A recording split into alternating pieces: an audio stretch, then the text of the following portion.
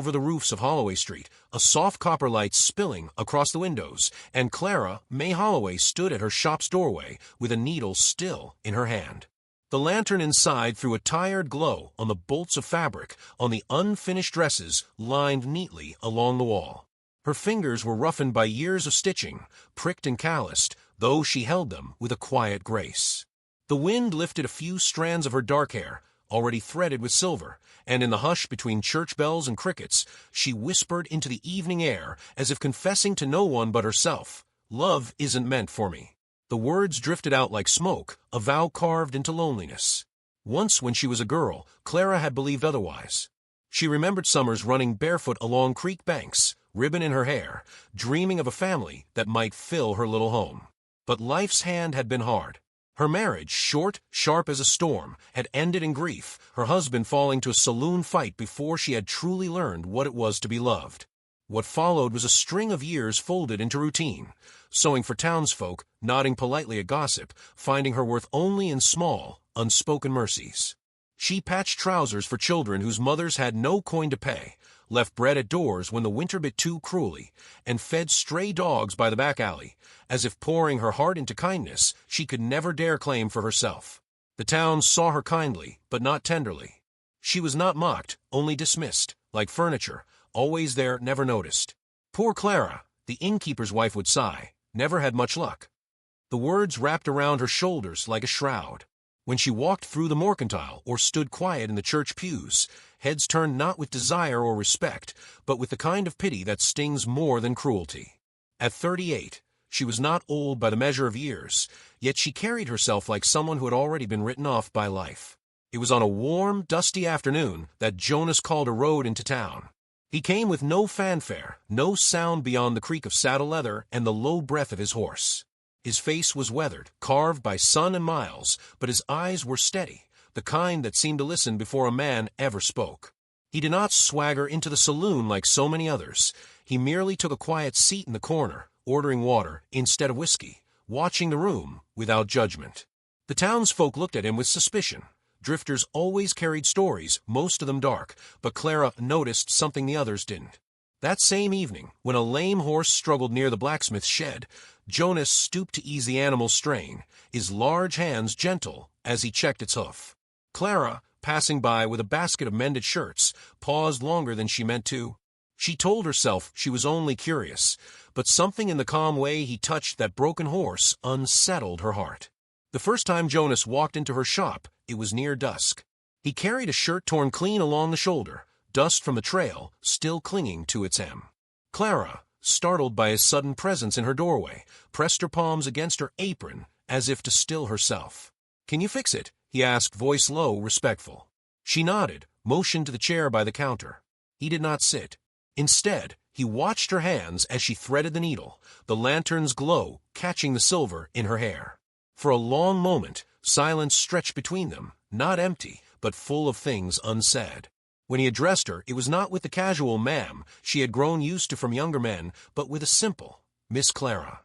Her breath caught at the courtesy, though she quickly buried it, ducking her head over the stitches. He left with the mended shirt, a quiet thank you on his lips. By the next morning, gossip had already begun.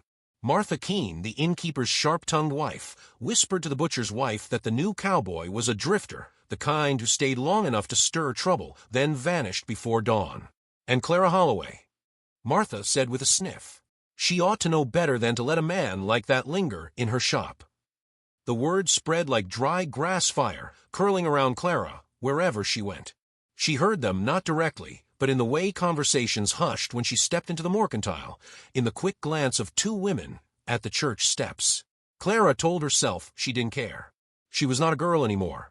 Yet that night, as she closed the shutters and folded fabric into neat stacks, the words slipped out of her again, soft and aching. "Love isn't meant for me." She whispered it like a spell to protect herself, though each time she said it, a part of her soul seemed to shrink further into silence. At the church social that weekend, she tried to hide among the crowd.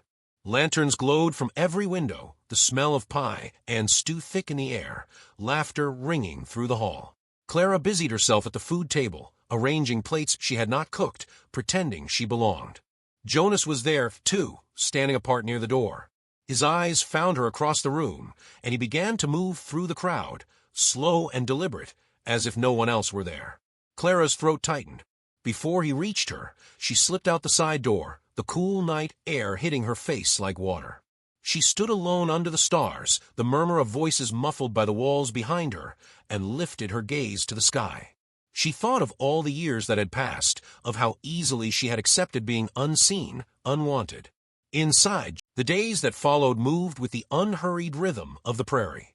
The sun rose pale and golden, dust swirled across Main Street, and life in the town seemed unchanged, except for the quiet thread that began to bind Clara and Jonas together. It was not in words, but in gestures small and weighty, like stones dropped into still water.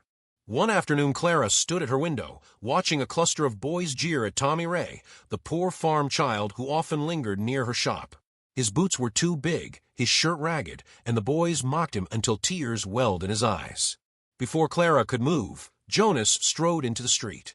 He didn't raise his voice, didn't threaten.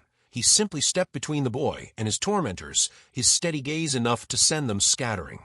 He crouched, spoke to Tommy Ray, so gently the boy's shoulders straightened, and pressed a coin into his palm. Later that evening, Clara found a folded bill left discreetly on her counter, Jonas's doing, so Tommy might have clothes without shame. When she looked up to the doorway, he was already gone, but his eyes had lingered on hers long enough for gratitude to pass between them without sound. Jonas stayed in town longer than anyone expected.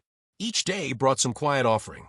He fixed the broken step on Clara's porch without asking, left a sack of fresh flour at her shop when supplies ran low, and once in the morning chill, she found a steaming cup of coffee left on her railing, the tin mug warm against her hands. Their connection deepened in silence. Clara would glance at him through her window, her heart catching at the sight of him leaning against the hitching post, his presence as steady as the land itself. Yet each kindness made her chest tighten with fear. She told herself again and again, this cannot be real. The fear sharpened when gossip returned, louder and crueler. In the saloon one evening, Martha Keene's tongue lashed sharper than any knife. Clara Holloway ought to be grateful a man even looks her way, she crowed, laughter ringing off the walls. A woman her age should be content with scraps. The words burned through Clara like fire. She lowered her eyes, cheeks hot with shame, and slipped out before anyone could see her tears. Jonas, sitting in the corner, heard every word. His jaw tightened, a shadow flickering across his face. That night, Clara sat alone at her sewing table, the lantern's glow haloing her bent shoulders. Her needle quivered in her hand as tears fell onto the fabric, darkening the cotton. She whispered it again, the old mantra that kept her from hope, love isn't meant for me. But even as she said it, her heart rebelled, aching for the man who had begun to soften the silence of her days. The next morning, she opened her door to find Jonas mending her fence. His hands, calloused from years of trail work, moved with care, fitting each board with precision. She stepped onto the porch, her voice trembling. You didn't have to. He glanced up, his expression steady.